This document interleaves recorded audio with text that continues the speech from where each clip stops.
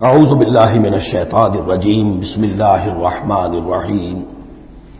وَيَقُولُ الَّذِينَ آمَنُوا لَوْلَا نُزِّلَتْ سُورَةٌ، اور کہتے ہیں یہ لوگ جو ایمان کے دعوے دار ہیں کیوں نہیں کوئی صورت نازل ہوئی۔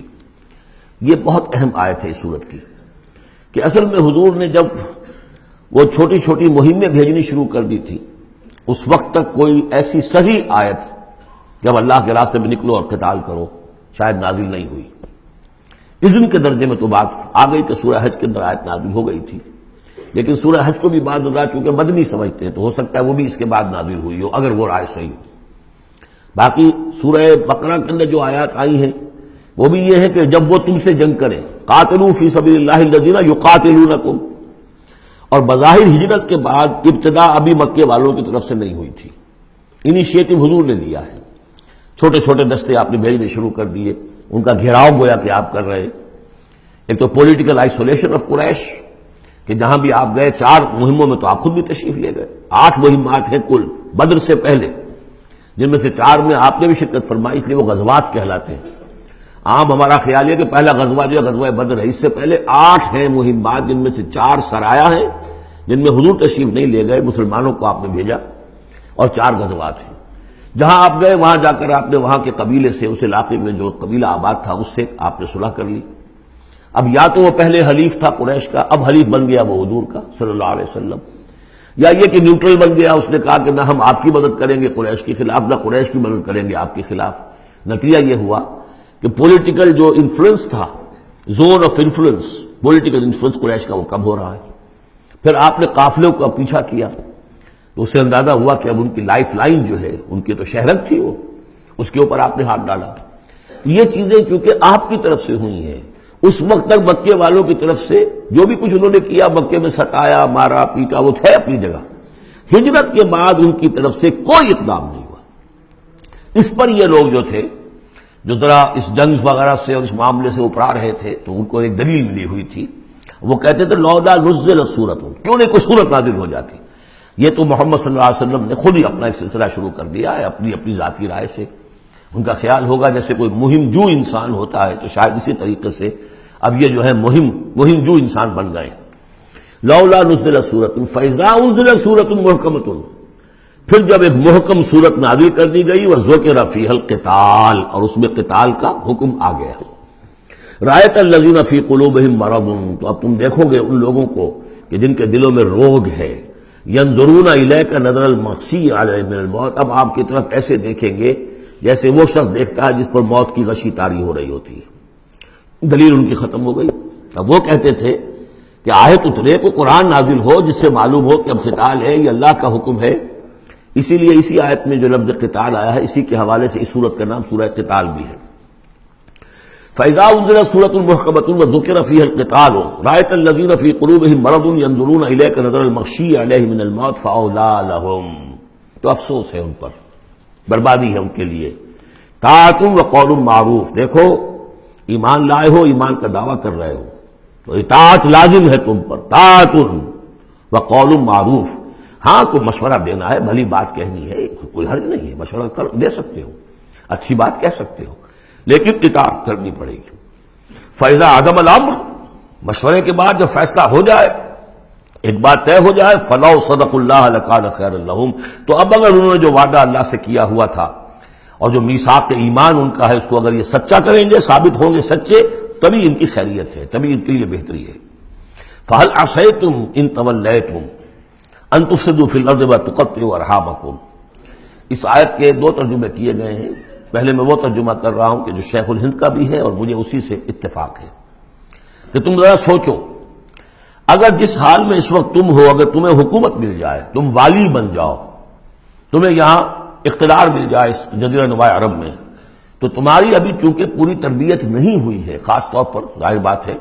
کہ جو انصار مدینہ تھے ابھی ایمان لائے تھے، ان کی تربیت تو نہیں ہوئی، ان میں ایک بڑی تعداد ایسے لوگوں کی بھی شامل تھی، آپ کو معلوم ہے کہ جو منافق تھے۔ آخر غزوہ احد میں 1/3 نفری جو ہے وہ نکل کر چلی گئی تھی، تو معلوم ہوا کہ اس میں اتنی بڑی تعداد میں منافق بھی تھے۔ اگر اس حال میں تمہیں کہیں حکومت مل جائے تو تم کیا کرو گے؟ تفسدوا فی الارض، زمین میں فساد مچاؤ گے، وتقطعوا ارحامکم، اور اپنے رحمی رشتے کاٹو گے۔ یہ بات سمجھنی چاہیے ان جماعتوں کو بھی کہ جو چاہے اپنے دانش میں دین کے لیے اقتدار حاصل کرنا چاہتی ہیں کہ ہم دین کو قائم کرنے کے لیے چاہتے ہیں کہ ہمارا غلبہ ہو، لیکن یہ کہ اگر وہ اپنے کارکنوں کی تربیت پر زور نہیں دیں گے، ان میں خلوص اور اخلاص اور للہیت، خالص اللہ کے لیے جو کرنا ہے اللہ کے لیے اور دین کے احکام کے مطابق، اگر ان جماعتوں کے کارکن جو ہیں وہ اس کی پوری تربیت یافتہ نہیں ہوں گے تو ہو سکتا ہے کہ بجائے اگر انہیں کہیں اختیار مل جائے تو بجائے کہ اصلاح کے اور فساد ہو جائے۔ اور پہلا فساد تو اس اعتبار سے کہ بہرحال وہ لوگ فاسق اور فاجر تھے، انہوں نے جو فساد مچایا سو مچایا، لیکن اگر دین کے نام پر کہیں فساد مچ جائے تو پھر دین بدنام ہو جائے گا۔ یہ ہے مضمون کہ جو یہاں اس آیت میں آیا ہے کہ ابھی تمہیں امتحانوں میں سے گزرنا پڑے گا، بھٹیوں میں سے نکلو گے تب تم ذرے خالص بنو گے اور کندن بنو گے۔ ایک ترجمہ یہ کیا گیا ہے ان تولیتم، مطلب اگر تم منہ موڑ لو گے، قتال نہیں کرو گے تو اس کا نتیجہ یہ نکلے گا کہ زمین میں فساد ہوگا اور تم اپنے رحمی رشتے قطع کرو گے۔ لیکن میرے نزدیک پہلا مضمون، یہ ترجمہ میں آپ کو پڑھ کر سنا رہا ہوں، شیخ الہند کا ہے،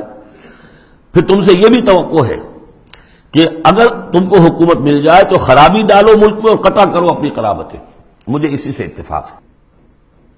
اولئک الذین لعنہم اللہ فاصمہم واعمی ابصارہم، یہ وہ لوگ ہیں کہ جن پر اللہ تعالیٰ نے لعنت کی ہے اور انہیں بہرا بھی کر دیا ہے اور ان کی نگاہوں کو اندھا کر دیا ہے۔ افلا یتدبرون القرآن ام علی قلوب اقفالها، کیا یہ قرآن پر تدبر نہیں کرتے؟ قرآن پر تدبر کریں، اس کے بین السطور بھی تو پڑھیں۔ غلبہ دین کی جد و جہد میں یہ سارے مراحل آنے والے ہیں، یہ تو ان سے پہلے کہہ دیا گیا تھا، سورہ عنکبوت میں آ چکا تھا۔ احسب الناس ان یترکوا ان یقولوا آمنا وهم لا یفتنون، کیا لوگوں نے یہ سمجھا تھا کہ صرف یہ کہنے سے کہ ہم ایمان لائے انہیں چھوڑ دیا جائے گا اور بخش دیا جائے گا اور انہیں آزمایا نہیں جائے گا؟ وَلَقَدْ فَتَنَّا الَّذِينَ مِن قَبْلِهِمْ فَلَيَعْلَمَنَّ اللَّهُ الَّذِينَ صَدَقُوا وَلَيَعْلَمَنَّ الْكَاذِبِينَ،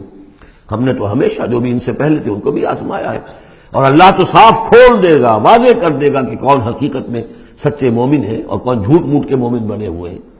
اور اسی صورت میں آگے بھی آ گیا فَلَيَعْلَمَنَّ اللَّهُ الَّذِينَ آمَنُوا وَلَيَعْلَمَنَّ الْمُنَافِقِينَ، اللہ تو بالکل دودھ کا دودھ پانی کا پانی جدا کر دے گا کہ اللہ تعالیٰ کھول دے گا کہ کون واقعی مومن اور کون منافق ہے۔ تو کیا یہ لوگ قرآن پر تدبر نہیں کرتے یا ان کے دلوں پر قفل پڑ چکے ہیں؟ ان الذین ارتدوا علی ادبارہم من بعد ما تبین لہم الہدی، یقیناً وہ لوگ جو اپنی پیٹھوں کے بل مڑ جائیں گے اس کے بعد کہ ان پر ہدایت واضح ہو چکی ہو۔ الشیطان سول لہم، شیطان نے در حقیقت ان کے لیے یہ مرحلہ ارتداد کا اور پیچھے مڑ جانے کا آسان کر دیا ہے۔ وَأَمْلَىٰ لَهُمْ، اور ان کو بڑی طول عمل کے اندر پھنسا دیا ہے، لمبے لمبے ان کی امیدیں ہیں دنیا کے اندر۔ ظاہر بات ہے دنیا میں بڑے بڑے نقشے بنا رکھے ہیں، تو اب یہ میدان جنگ میں جاتے ہوئے تو انسان کترائے گا۔ ذَلِكَ بِأَنَّهُمْ قَالُوا لِلَّذِينَ كَرِهُوا مَا نَزَلَ اللَّهُ سَنُطِيعُكُمْ فِي بَعْضِ الْأَمْرِ، یہ اس لیے ہے کہ انہوں نے کہا ان لوگوں سے جنہیں ناپسند ہے وہ شے جو اللہ نے نازل کی۔ اللہ نے قرآن نازل کیا، یہ ناپسند کس کو تھا؟ قریش کو تھا، کفار کو اور یہود کو۔ تو یہ لوگ یہ ایمان تو لے آئے تھے، لیکن یہ کہ ان کے اندر وہ روگ تھا، دلوں میں وہ مرض تھا، وہ نفاق کی بیماری جڑ پکڑ چکی تھی۔ وہ یہ کہتے تھے ذالک بانہم قالوا للذین کرہوا ما نزل اللہ، جن لوگوں کو یہ اللہ کے اتاری ہوئی کتاب اور اللہ کے اتارے ہوئے احکام پسند نہیں آتے، ان سے جا کر انہوں نے کہا سنطیعکم فی بعض الامر، کہ دیکھیے ہم اگرچہ ایمان تو لے آئے ہیں، وہ محمد کی بات تو ہمیں ماننی ہے، لیکن ہم آپ کی بھی اطاعت جاری رکھیں گے، کچھ چیزوں کے اندر آپ کی بات پر ہم عمل کریں گے، آپ کا حکم مانیں گے۔ آپ یہ نہ سمجھیے کہ ہم نے آپ سے اپنا رشتہ بالکل توڑ لیا۔ منافق اسی کو کہتے ہیں کہ جس نے دونوں کے ساتھ جوڑا رکھنے کی اپنے آپ کو کوشش کی۔ مذبذبین بین ذلک لا الہ ہؤلاء ولا الہ ہؤلاء، ان کے پاس جاتے ہیں تو کہتے ہیں، اہل ایمان کے پاس آتے ہیں تو کہتے ہیں ہم ایمان لے آمنا، وَإِذَا خَلَوْا إِلَىٰ شَيَاطِینِهِمْ قَالُوا إِنَّا مَعَكُمْ إِنَّمَا نَحْنُ مُسْتَهْزِئُونَ وَاللَّهُ يَعْلَمُ إِسْرَارَهُمْ، اور اللہ تعالیٰ کو خوب معلوم ہے جو کچھ کی یہ خفیہ باتیں کرتے ہیں جا کر۔ صدق اللہ العظیم۔